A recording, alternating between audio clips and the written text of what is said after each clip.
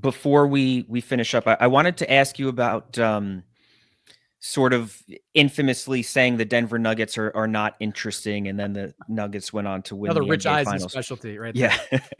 I think that kind of broaches a larger question of does the NBA have a problem because so many of its best players are in small markets like Jokic, Giannis, Wembanyama, Luka, Anthony Edwards? Is this the fact that these star players are in small markets? Is it contributing to the declining NBA ratings? I don't think that is contributing to the decline in ratings. I think a bigger problem the NBA has is that this 3-point centric style of play is hard to watch. Yeah. It's really hard to watch. And this year, and I'm kind of giving away some stuff I'm going to be writing, probably the next couple of weeks. Like the proliferation of the 3-point shot is getting out of control. I mean, the Celtics are going to shatter the record for most threes attempted per game in the season. Right now, it's like around 45. The Mike D'Antoni Rockets did it a couple of times. The Celtics are over 50. I think there's 8 teams right now that are averaging 40 or more threes per game. There's about 3 teams where it's either at 50% or close to it of their average shots per game are 3-pointers.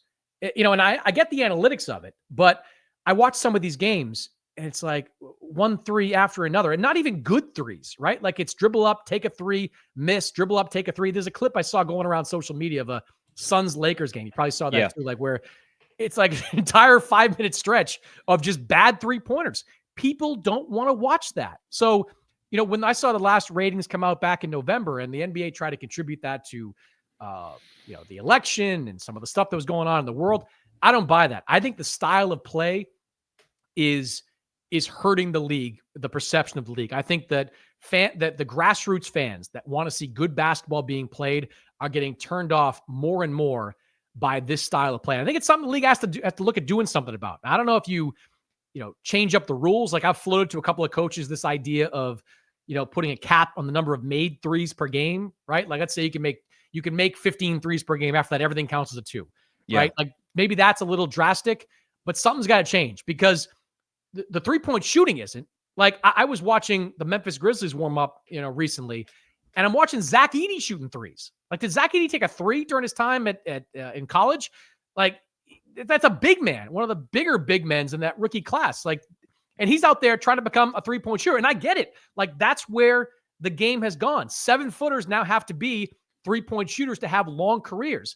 I think the NBA, though, has got to do something about it because the more 3-pointers get introduced into the game, I think there will be a direct correlation to viewership. I think there'll be less viewers that want to watch these games.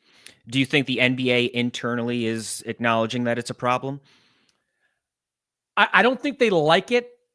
I don't know if they'd call it a problem just yet, and I sure know they don't have a solution for it at the moment. But I think this could kind of be the year where they recognize that it is a problem. Because if we finish with the Celtics averaging 52 threes a game, the Warriors at 46, 47, 8 or 9 teams at 40 plus, it's not a blip on the radar. It's a trend. I mean, like Joe Mazzulla in Boston, if every shot his team could take would be a 3, he'd be happy. Like that's just kind of his mindset. And he has analytics guys that back him up. And right now, teams aren't built like the Celtics, but every team is trying to be built like the Celtics. The Oklahoma City Thunder are like a facsimile of Boston, where you have a bunch of versatile wing guys that shoot threes and can defend multiple positions. Every team is striving to build a team that looks like that. So, 50 threes per game, it could be 55 next year. There could be 2 teams averaging more than 50 threes per game. It's just going to keep growing and growing.